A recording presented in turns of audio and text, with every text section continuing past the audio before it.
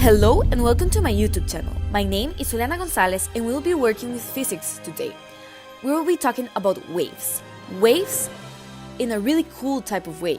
Waves that we use in our everyday life and are conquering the world. Our main topic today is Wi-Fi waves. Many of us just see Wi-Fi as the thing that powers our internet in our phone or computers.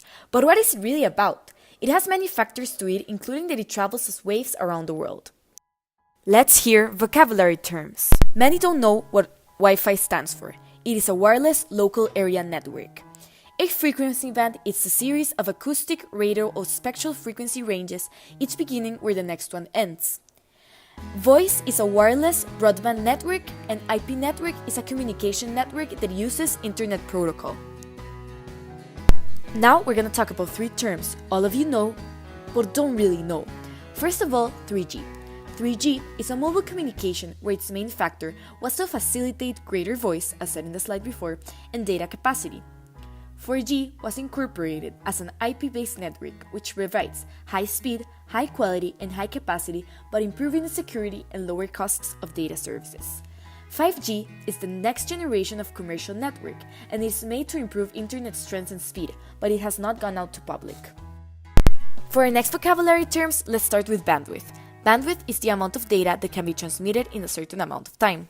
That connects to Mbps, that is the unit of measurement for bandwidth on the network.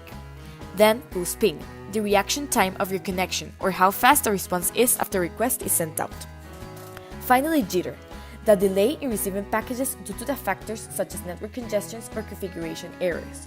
You can see a picture above to see how this explains. You will understand why I use these vocabulary terms later on. Let's hear some characteristics. First of all, Wi-Fi waves decrease in amplitude as they go further away from the source. Wi-Fi needs the radio frequency band in the electromagnetic spectrum, like seen in the picture. Wi-Fi waves are located between radio waves and microwaves, like pointed out in purple with an arrow. Finally, Wi-Fi transmitters are simple. They're actually an antenna that transmits and splits this frequency band into different sections. To better understand Wi-Fi waves, it is important to know the math behind them, like the wave speed formula, that consists of wave speed, frequency, and wavelength. So first, I got to the internet and found out that the distance from crest to crest was 7.62 centimeters to 12.7 centimeters, giving me the wavelength. Then I found out that the wave speed was 3 times 10 to the 8 meters per second in free space.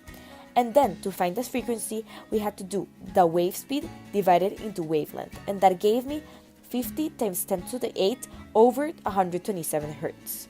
For my lab number 1, I did speed tests on my house, my cousin's house, and on school to see the difference in jitter, ping, and downloads in units of Mbps.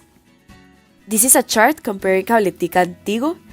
I could see that the lower jitter was in Cabletica, the lowest ping was in Cabletica, and the highest download was in Cabletica, so my cousin's internet was better than mine.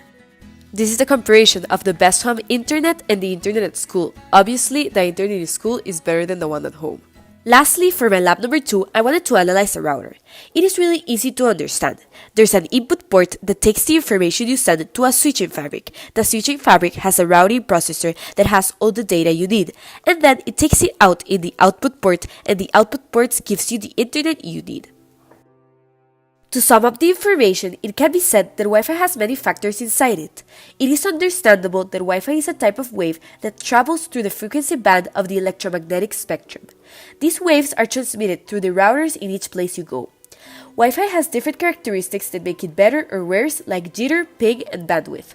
Nowadays, Wi-Fi has gone to a level where 3G, 4G, and now 5G exist, making it faster and more accessible every day. Finally, my favorite thing of all my research.